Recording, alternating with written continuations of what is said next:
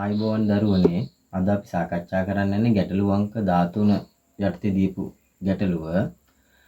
ඒදී ගැටලුවට පෙර ඇත්තටම පොඩි දෙයක් කතා කරන්න වෙනවා. ඒ ගැන පොඩි අවබෝධයක් මම දරුවන්ට දෙන්නම්.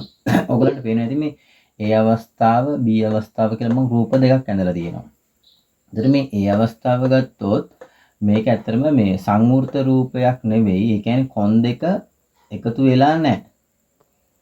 පැහැදිලිනේ. එක දික් අවස්ථාවක් පමණයි.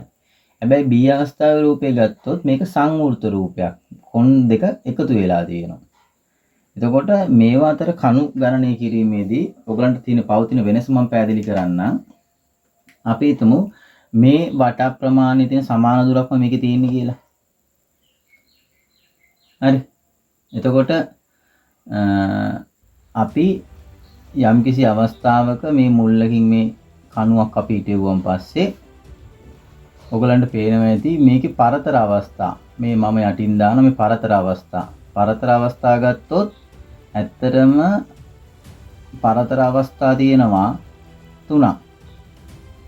මේකේ වට පෙනෙයි කණු ගණන. කණු ගණන තියෙනවා 1 2 3 4. හොඳට බලන්න දරුවෝ. පරතරයට වඩා කණුවක් වැඩි. හැබැයි අපි මේ අවස්ථාවට ගියොත් මේකේ පරතර අවස්ථා 4යි. ඒ වගේම කණු අවස්ථාත් 4යි. එතකොට සංවෘත රූපයක අපිට ඉගෙන ගන්න තියෙන දේ තමයි පරතර සහ කණු කියන අවස්ථා දෙකම සමානයි. හැබැයි සංවෘත වූ රූපයක හැම වෙලාවම පරතර ප්‍රමාණයට වඩා කණු ප්‍රමාණය වැඩි. ඒතර ඒ ගැන දරුවන්ට අවබෝධයක් තිබිය යුතුයි. පැහැදිලිනේ? එතකොට ඔය කියන අදහසත් එක්ක අපිට දීලා තියෙන ගැටලුවේ තමයි විශේෂයෙන්ම මීටර 20ක් දිග මීටර 10ක් පළල. හරි ඉඩමක් වටේට ඍජු කෝණාශ්‍ර ඉඩමක් වටේට මීටර 2 බැගින් පරතරය වූ කම්බි කණු සිටුවීමට ඒ කියන්නේ සිටුවොත් කොච්චර කම්බි කණු ප්‍රමාණයක් මෙතනට අවශ්‍ය වෙනවාද කියන ගැටලුව. එතකොට අපිට මේකෙදි බලන්න වෙන්නේ දුවේ පුතේ මේක අපි ඉස්සලා මුළු දිග හොයා ගන්නවා. මීටර 20යි 20යි මේ 20ත් 10ක් 20ක් කියලා අරගෙන සමස්ත දිග ප්‍රමාණය අපි ගත්තොත් වට ප්‍රමාණය අපි ගත්තොත් මේක අපි මීටර 60ක් ලෙස අපිට දක්වන්න පුළුවන්. එහෙනම් අපිට කරන්න තියෙන්නේ මේක අපි ගණනය කරනවා පරතර ගණන. එහෙනම් මේ මීටර 60 අපි බෙදනවා දෙකකින්. එතකොට අපිට එනවා පරතර ප්‍රමාණය 30යි. පරතර ප්‍රමාණය 30යි.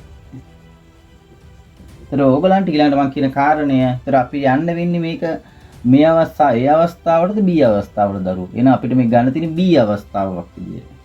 එහෙනම් අපි දන්නවා B අවස්ථාවේ පරතර ප්‍රමාණයත් කණු ප්‍රමාණයත් සමානයි. ඒ නිසා මෙතන අපිට පරතර 30යි. එහෙනම් අපි උත්තරේ විදියට කණු ප්‍රමාණයත් අපිට ගන්න වෙන්නේ කණු කීයක් විදියට?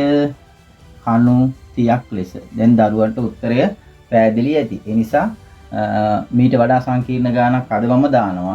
හරි. දරුවෝ මේ ගැන පොඩ්ඩක් හිතන්න අවබෝධය ගන්න. මෙවැනි රූපයක පරතර සහ කණු ප්‍රමාණය අතර වෙනස සංවෘත රූපයක පරතර ප්‍රමාණය සහ කණු අතර වෙනස. ඉතින් මේක දරුවෝ හොඳට ඔලුවට ගන්න. අපි ඊළඟ ගාන තව පොඩ්ඩක් මේ අවස්ථා දෙකම සම්බන්ධ වෙන ගැටලුවක් මම ඔයගලන්ට දෙන්නම්. දැන් දුන්නේ එක අවස්ථාවක් විතරයිනේ. මම ඊළඟ ගැටලුවේදී මම බලාපොරොත්තු වෙනවා මේ අවස්ථා දෙකම සම්බන්ධ කෙරුණු ගැටලුවක් ලබා දෙන්න. එහෙනම් සියලු දෙනාටම සුබ දවසක් වෙන්න කියලා ප්‍රාර්ථනා කරනවා.